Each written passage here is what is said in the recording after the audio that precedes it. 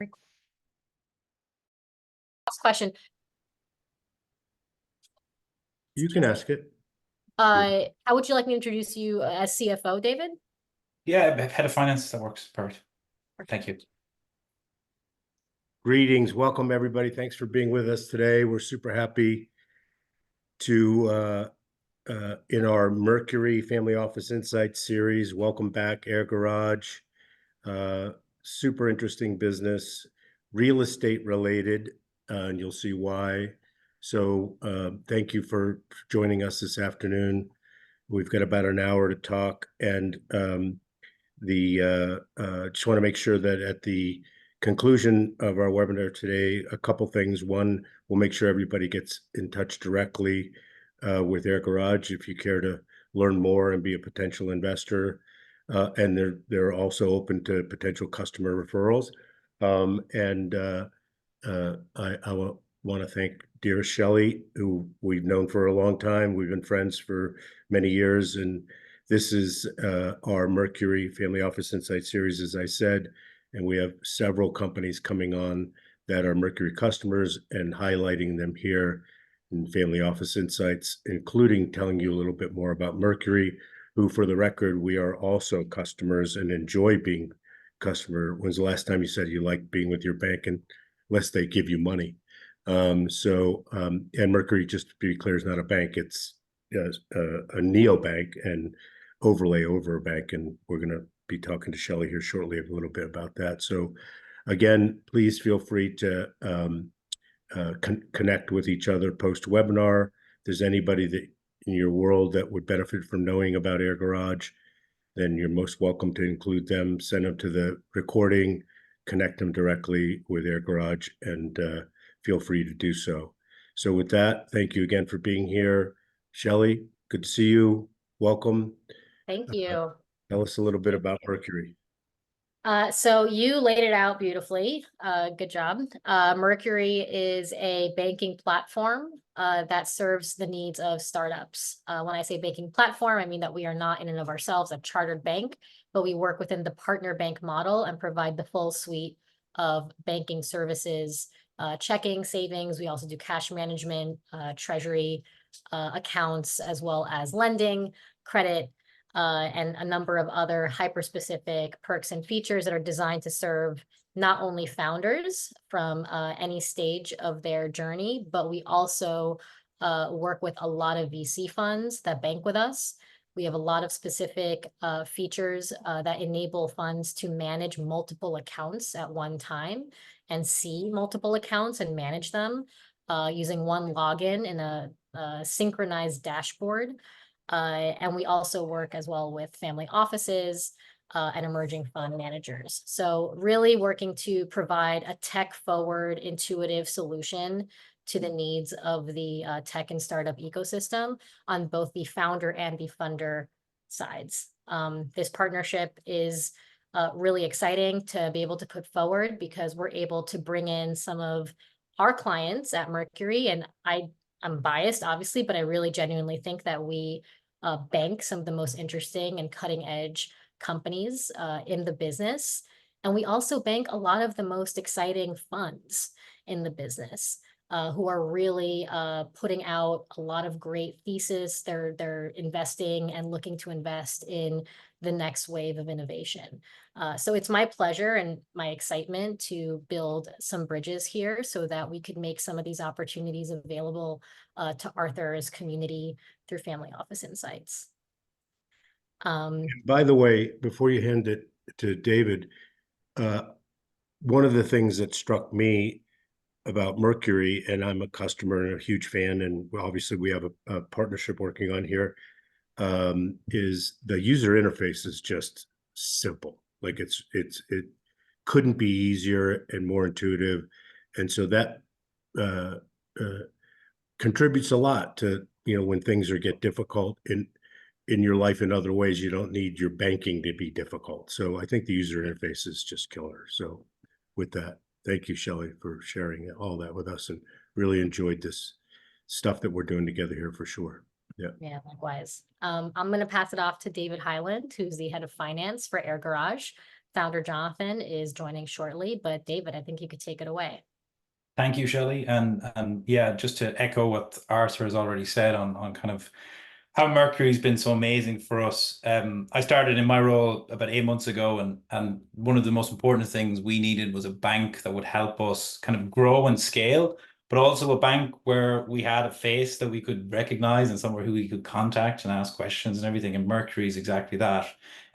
For us, Mercury works seamlessly with everything we use, be that QuickBooks, Stripe, and all of our other kind of tech that we needed to work with. I'm just going to share my screen and we can go through kind of more what AirGarage does and kind of how Mercury helps us do that. So let me jump in here. You guys see that now? Okay, perfect. So what is AirGarage? AirGarage is a full service park operator. So we manage properties for parking lot One owners second, across. David, can you turn it into presentation mode, please? Yeah, sure. Thank you. Sure. I can't.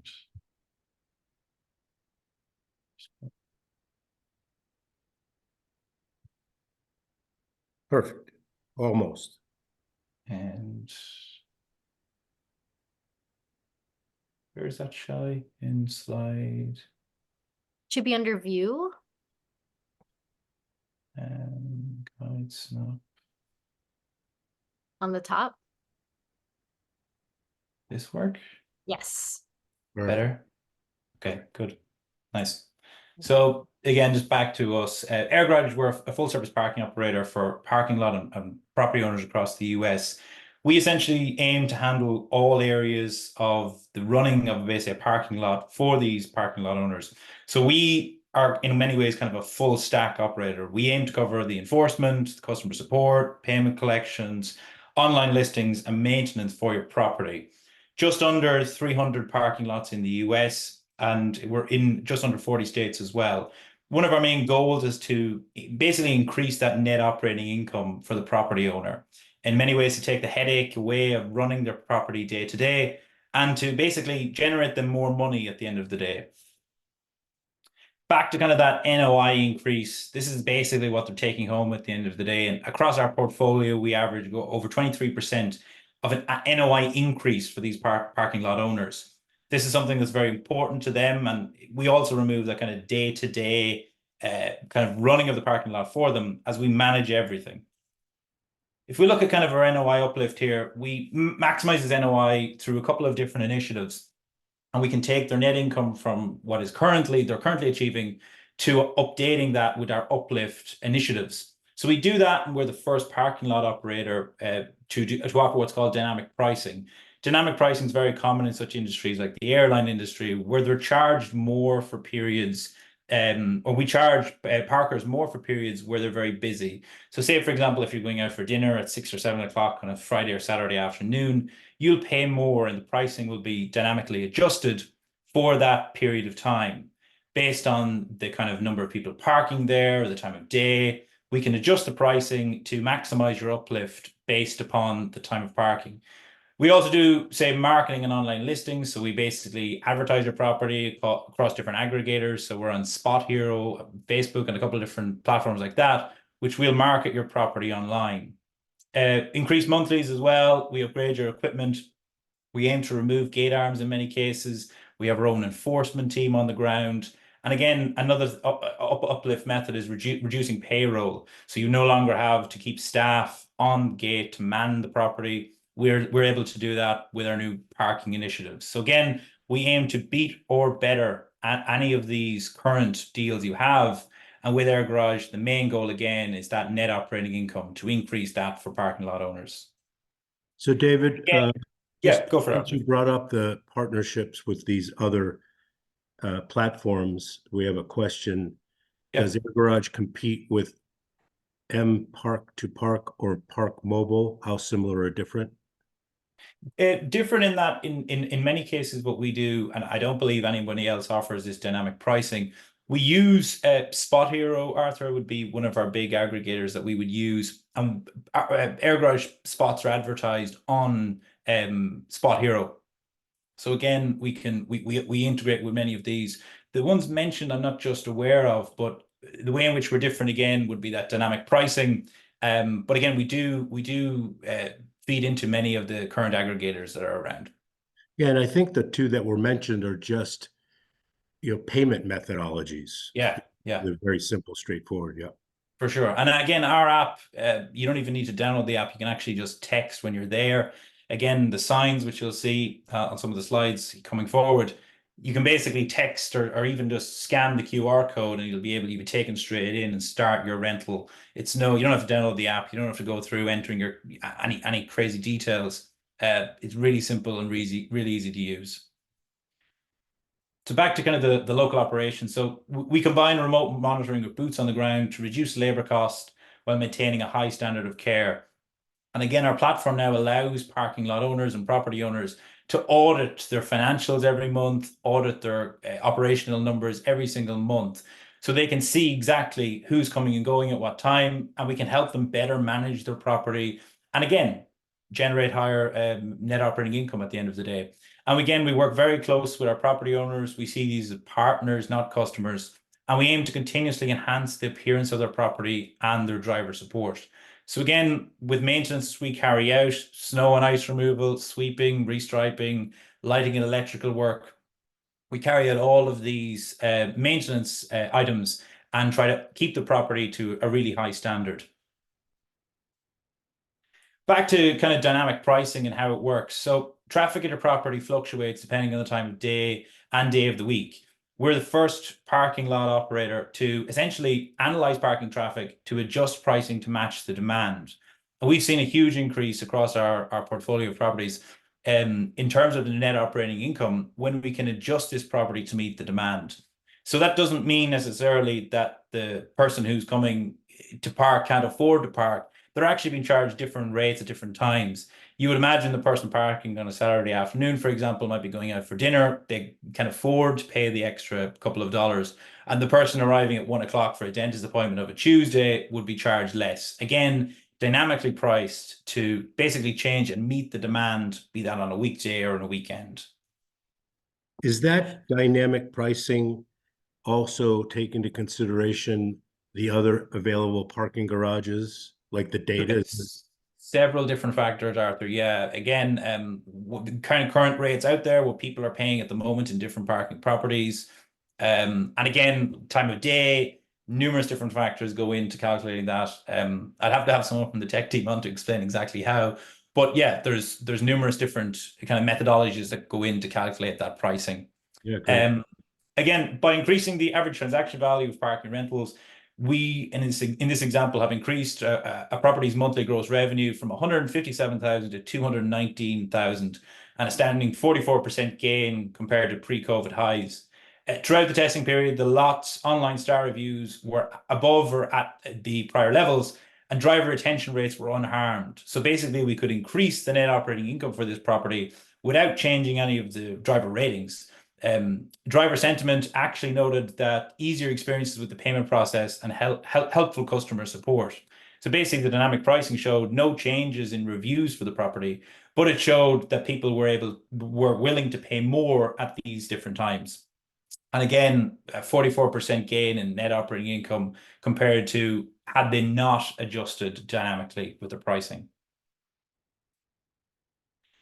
Yeah, again, here, Arthur, is one of our examples of our pay to park signs where you can just simply grab a picture of the QR code using your camera app and you can easily text to pay.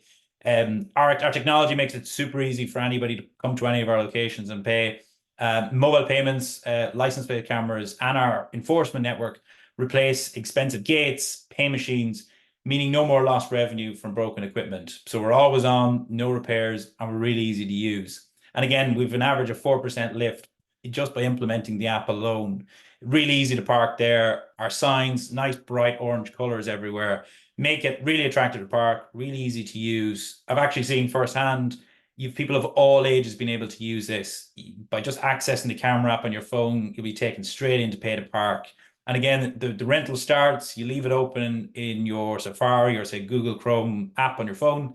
And then when you come back, you just press stop and then it'll stop and charge you basically for the time you stayed there. So again, really upgraded technology, taking an industry which was very traditionalized and in many ways seen as anti-technology and not much technology seen to be used to now being really to really optimizing the technology we use and being really innovative across this kind of parking industry.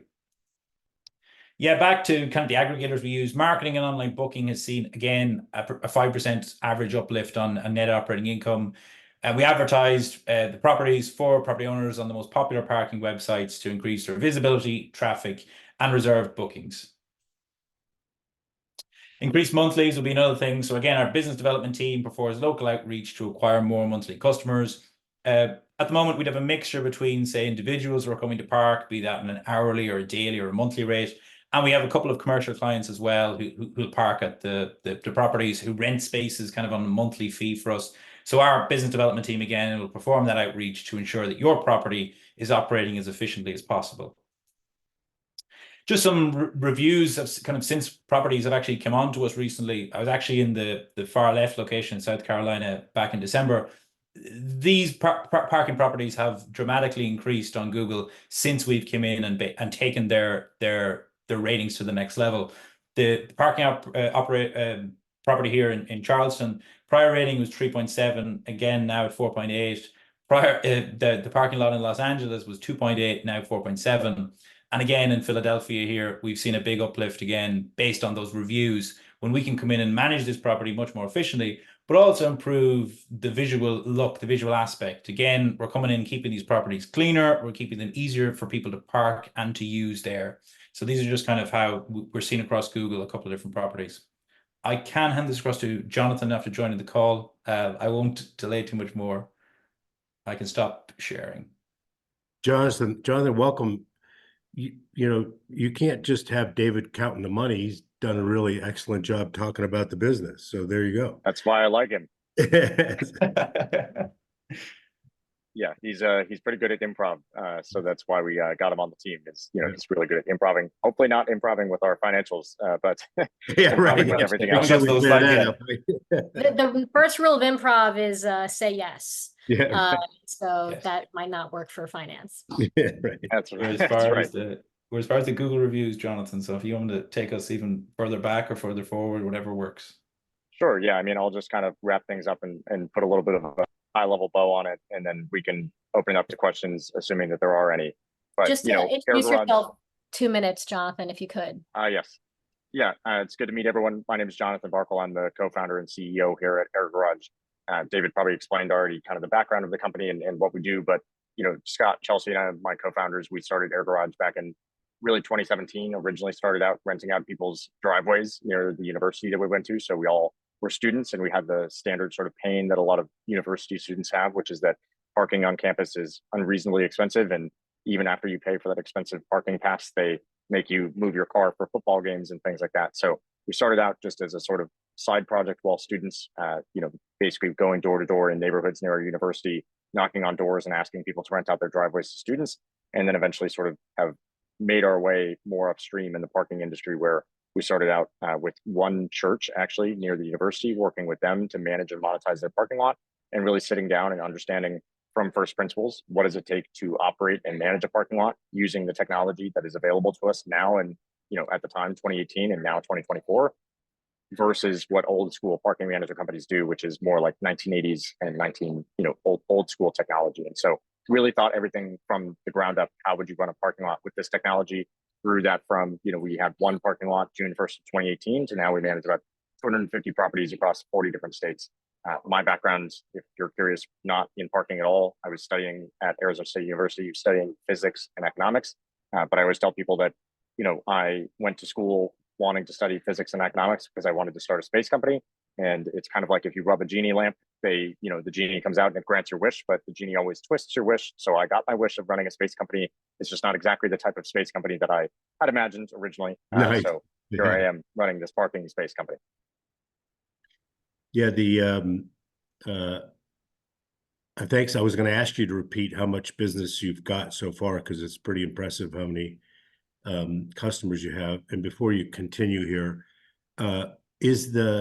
when you bring on a new customer, the software obviously is built and continues to be enhanced, and so there's probably no real CapEx in that except for keeping it up to date. Is there physical CapEx that you have to deploy capital to outfit a garage generally when you bring on a new customer? There is some. It's not as much as what would be traditionally done, but we do install these pay to park signs throughout the entire property. So I'm actually right now sitting in a hotel lobby in Wilmington, Delaware, because we just onboarded 4 new parking garages in Wilmington that are owned by a pretty large real estate firm here. And we have installed probably several hundred signs across these 4 properties. So these pay to park signs. And we like to make the process as simple and easy for drivers as possible, because one of the things that we rethought sort of from the ground up when we started AirGarage was a lot of the things around driver experience with parking just really, for lack of a better term, suck even still today in the 2020s, right? And when we were starting AirGarage, I think a lot of people that have come into the parking industry from a technology angle the last 20 years, they've come at it from the angle of the consumer experience for parking is terrible. Why is it so bad? And they've tried to build software and think, they experience the bad consumer aspect and they think, well, this is bad and we could build software and we could make it better. And what they try to do is they try to sell that software to the traditional management companies, the old school operators that manage these parking lots. But the problem is when you try to just layer on that software on top of this old school operation, it winds up being sort of a thin veneer on top of a very old school operation. So our philosophy was we need to bake technology all the way in from the bottom up, right? And start everything from scratch with technology from the beginning. But we also rethought a lot of things on the consumer experience, like why is it that when you pay for parking in most parking lots, you have to sort of guess how long you're going to be there for, right? You've all experienced this. If you pay a parking meter or you pay a parking machine, it makes you guess how long you're going to be there. And you say, well, I think I'm going to be here 2 hours. You pay $10. And inevitably, 99% of the time, you either stay for less than 2 hours or you stay for more than 2 hours, because the odds that you were there for exactly 2 hours are basically none. And that's just a bad experience. And it's like, well, why is that the way it is? If you look all the way back in the history, back to the 1930s, when the parking meter was invented, the first parking meters, you physically, you would insert a coin into it and it was a spring loaded mechanism that would physically, wind up and then wind back in time to count down the amount of time. So that made sense when it was a physical mechanism. But now we have these digital experiences that are just skeuomorphized versions of those old school mechanical experiences. And nobody's ever taken the time to rethink how all of this is done. And so we really did that. And part of that philosophy is making the driver experience really simple and easy. And so that's why we put in so many of these signs in our parking garages and try to make them really clear and bright and simple. Scan a QR code or text pay to this phone number, takes you to an easy web pay form, put in your license plate, your credit card, your phone number, trying to make it as fast as possible for drivers and as simple as possible. And then the other thing that we do install in parking garages is the license plate reading cameras, which there might not be a slide in here on, but we do have license plate reading cameras that go into all of the parking garages. So there is a little bit of CapEx involved, but not nearly as much as if you install parking machines and gate arms. That can be several $100,000s worth of CapEx, and usually that's falling on the owner. And so one of our value propositions to owners is we built all our own technology, we control it all, which is what enables all of the interesting things that we can do to maximize revenue in your property. And then on top of that, we don't pass through any of that cost to you because we're developing the system. And as it gets better for you, it also gets better for every other owner. So it's us owning that system instead of us just selling you some third party's gate arms and having you spend $200,000 to purchase those so that then we can operate your garage with it. It just doesn't make a lot of sense, the traditional way of doing things. Yeah, perfect. Thank you. All right, so I want to make sure we leave plenty of time for any questions that maybe come up throughout this. But at a high level, David has already sort of walked you through everything, but really our sort of journey that we've been on here at AirGarage through a long thread of time has been that first we needed to build, like I said, a digital version of basically parking operators. The old school operators, they're using third-party gate arms, third-party machines, they're using cash, they're using old school way of doing things. And so they really don't have data unified in any one place. And so then they can't do anything with any of that data. And when they have software or technology, it's all from a third party. And so it's not really unified and they don't really control it and they don't understand how to actually use it and manipulate it and improve it, right? And so the first thing we had to do as a company was just basically what we think of as this kind of hot swap mindset where we had to build everything that they can do, but just do it with technology and do it in software and do it in a data-driven way, which as far as owners care, they don't really care, right? They don't care how you get it done. They just want to know that it's going to get done. So the technology wasn't really the sale at the beginning. It was just, we need to be able to do everything a traditional operator can do and therefore replace them in a hot swap mindset. So the sort of phase of company that we were in at the time, the example I always think about is in the Indiana Jones film, when he's basically trying to swap the golden skull off the pedestal and replace it with a bag of sand to try to not set off the booby traps. That was basically what we were doing, is trying to replace old school operators without owners really noticing the difference, except in some ways that we were better, right? But then once we've created that sort of base layer of technology, what we think of as this system of record for tracking everything that happens inside a parking lot and having all of this data, then what we're focused on from there is you've created the sort of framework.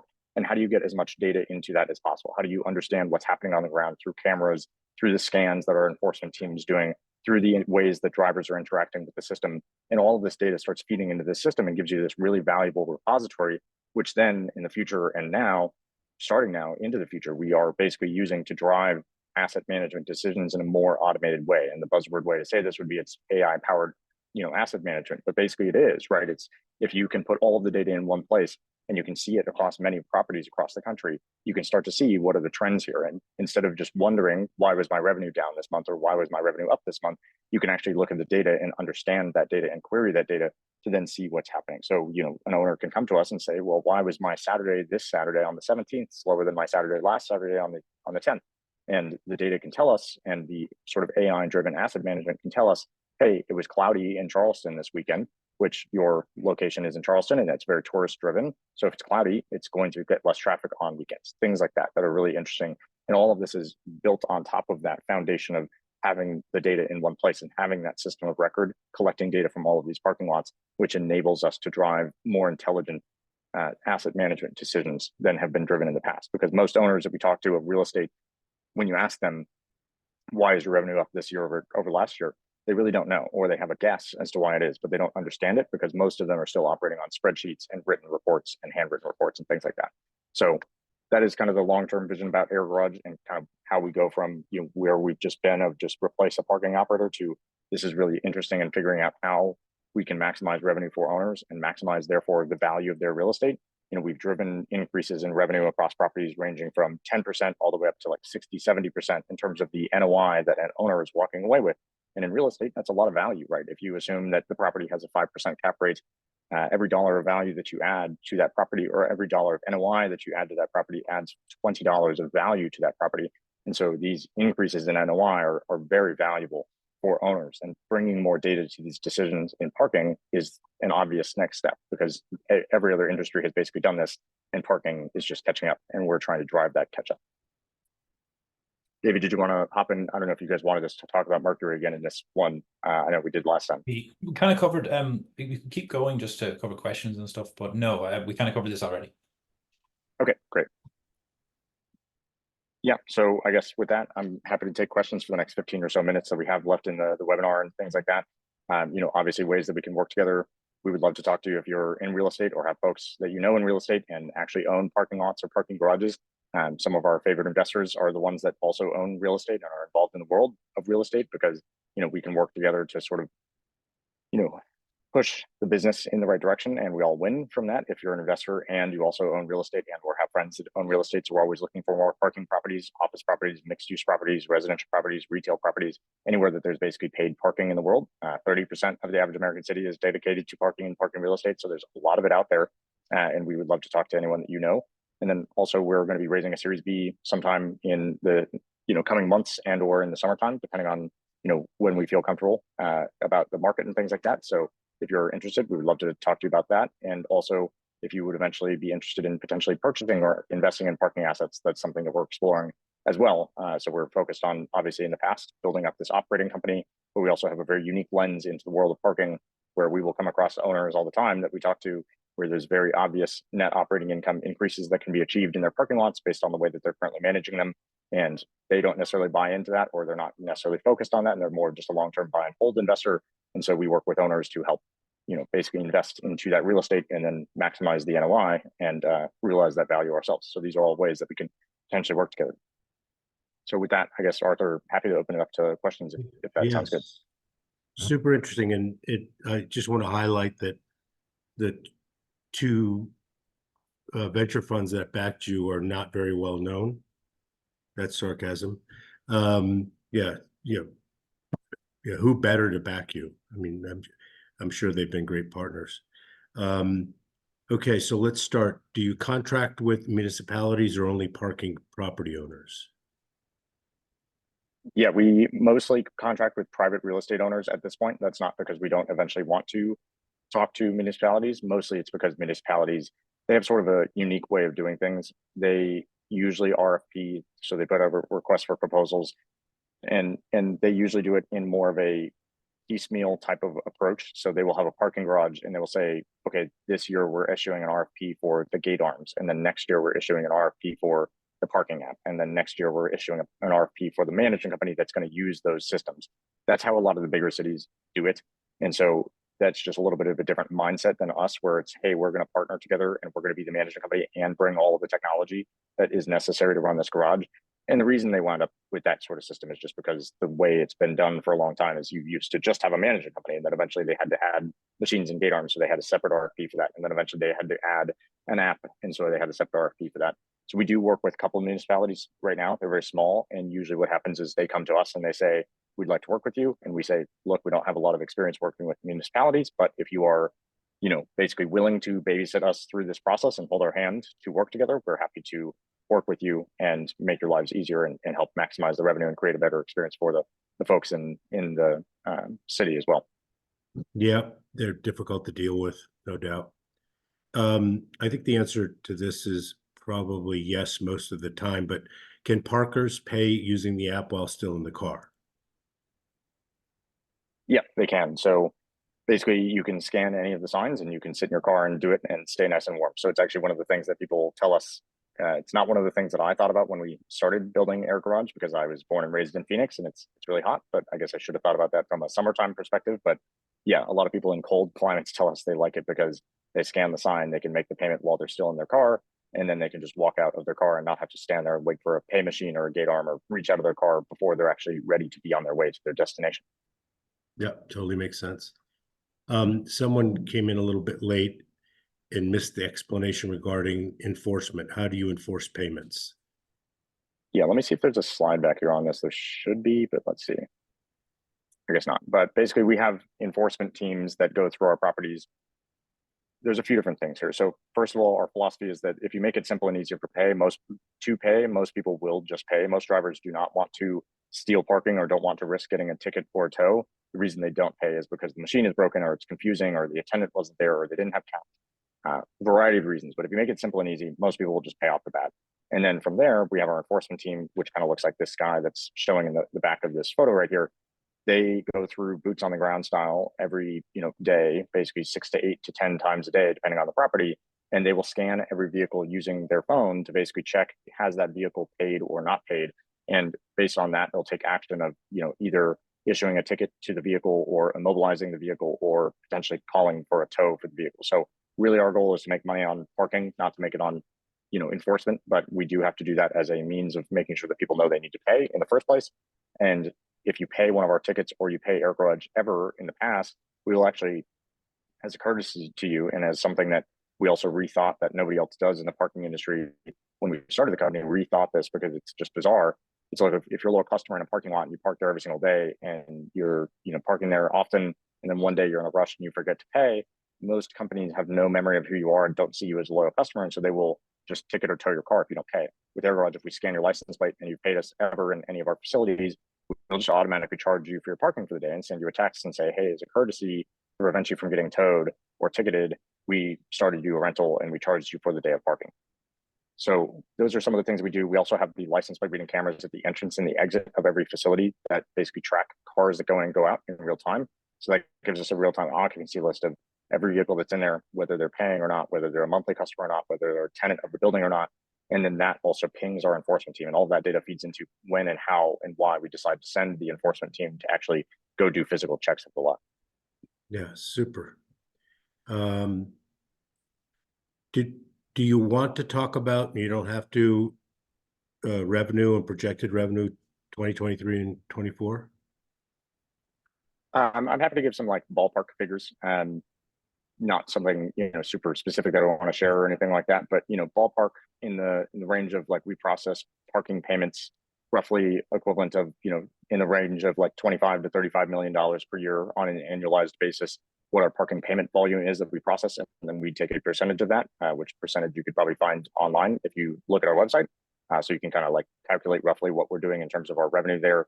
And to answer the other question about is it recurring, it's not technically recurring in the sense that like it is not a monthly contract. So we don't sign a monthly contract with an owner in the sense of like a traditional SaaS business. But basically what we find is we sign a service agreement with an owner and we process, $100,000 a month with that parking garage. We always get the same percentage of that. And that $100,000 per month is fairly consistent. They don't fluctuate a ton month over month. And what we also find is that our churn is very low on an annualized basis. So I think last year we churned like less than 3% of our total GMV across all of our locations. So it's very sticky revenue. So we have parking lots that we've been managing since June of 2018 that are still every single month making money, making the same amount of money as they always do, spitting out that cash consistently over time. So it's not technically recurring revenue, but it is extremely sticky revenue because once you put posts into asphalt, it's usually not very common that they actually churn. Yeah, right. Yeah, that would be pain in the neck, right? And this is the type of thing that's traditionally been outsourced anyway. So it's not like you're presenting a new methodology to a real estate owner. They don't want to be bothered with this. They just want to hand it off, right? Yeah, for most real estate owners, that's exactly right. They've already had a third party managing their properties. Usually they partner with us because they feel like that third party isn't being proactive or they're not doing their job. Or a lot of owners, it's, they're doing fine, but they're just doing the basics. They're cleaning and sweeping the garage. They're just taking care of it day to day, but they're not really doing anything above and beyond that to drive revenue or to do more advertising and to make, better data driven decisions. And so that's where they hire us to hopefully do, in addition to the basics that you should expect from any parking company, also these things are above and beyond that to maximize revenue. Yeah. Let's skip a couple of these and go to, can you talk about prior raises and that sort of thing? Yep. So we raised our seed round in 2019, and that was from Floodgate and Founders Fund. Mike Maples from Floodgate is on our board. That was a $2.5 million-ish round. And then we raised our Series A in 2021, Q4 of 2021. That was a $12.5 million round that we raised from Andreessen Horowitz. Excellent. And is this, what's the sales cycle like once you get a candidate that looks like it's going to be a good customer to you? Yeah, it can depend a lot, but one of the things that is very interesting about this business from like a business construction standpoint, I think, is that there can be customers that have sort of annual contract values that are enterprise level values that other people would consider enterprise, that can wind up being more like an SMB sales cycle because it's the mom or pop that owns a parking lot or a parking garage that happens to process a lot of dollars, and therefore we make a lot of money out of it. So you can have a contract that AirGarage will make $150,000 or $200,000 per year on, and it's a 30-day quick sales process with one decision maker. But then you can have the opposite, where you have a multinational large real estate firm that owns a $5,000 a month surface lot, and it doesn't make very much money, and it's still an enterprise level sale. So it's very interesting as a business that there's those enterprise level deals out there that don't require enterprise sales. I would say our average sales cycle is in the 60 to 90-day range, and basically, really depends on the type of person that we're selling to. So there's mom and pops that own a lot of real estate. There's mid-sized commercial real estate firms that own a lot of real estate. And then there's large enterprise real estate firms that own a lot of real estate. We mostly sell right now to the mom and pops and sort of mid-sized real estate firms. And we're sort of working on breaking into those larger firms that are national firms that are more like enterprise sales. Yep, totally makes sense. Are you discovering, you mentioned earlier, which was super interesting, about helping real estate owners buy, sell, parking garage, that sort of thing? Are you seeing that the owners of parking garage want to buy more? Is there anything you can feel comfortable in talking about, or is there any trend in the parking garage business now? Yeah, I would say, long-term trends is that the parking lots in America, mostly like 60-ish% of them, 55, 60%, traditionally have been owned by more mom and pop real estate owners. And that's changing over the last 15 to 20 years, where more real estate firms are buying back into parking lots and parking garages because of this reurbanization that's happening in the United States. And so that mix and blend of who owns parking lots and garages is changing. And a lot of the mom and pops, they've owned it since the 1980s. They've bought it a long time ago as a buy and hold when downtowns were, not very in vogue. And now these larger firms are coming in to buy up this real estate to then eventually develop it into apartments and offices and things like that. So that's kind of the longer term trend. The short term thing that we see a lot is we will take over a parking lot owned by a sort of mid-sized commercial real estate firm. And as soon as they see the results that we drive in terms of the increase that we said we would drive, and then what they actually see, they're usually saying, hey, let us know if you come across more parking lots where the owner isn't buying into this change that you're suggesting. Can we talk to them and can we purchase that parking lot from them because you guys see the value in it and we can purchase it, give it to you guys, and it's a win-win. So that's something that we were working with a variety of firms on and something I want to continue to expand our relationships around, because we have different firms in different regions where there'll be a firm that really wants to buy things in Connecticut or the Northeast, or a firm that really wants to buy things in California. And there's lots of real estate out there, and it's not a zero-sum game in my mind when it comes to real estate, but there's a lot of opportunity. And so the owners that we work with are thinking, I want to buy more because I have this unique competitive advantage of being able to work with AirGarage to monetize this parking lot. And so I can see a value that is much higher than what somebody else would see if they're working with a traditional management company. Yeah, by a discounted value. Exactly. Do you, it's really interesting that you have a lot of base data. Is one of the metrics on the data the availability of EV charging in the parking garage? Does that come into play much? Yeah, it's interesting. EV charging, I think it's not something we've done a lot of work around, but a lot of the parking garages we take over will have EV chargers in them. It's a very interesting industry in that I think it's not matured enough to where it should be to be really a viable business. And most real estate owners, the conversations we'll have with them is they will ask us basically, hey, can you recommend an EV charging partner that we can work with or that we can install EV chargers? I think the problem is that mostly the EV charging market hasn't gotten to a point where it sort of can be self-sustaining, in that most of the sales of EV chargers is people selling EV chargers to residential or office buildings and selling it as an amenity. And then they're not really charging money for that charging that people are using.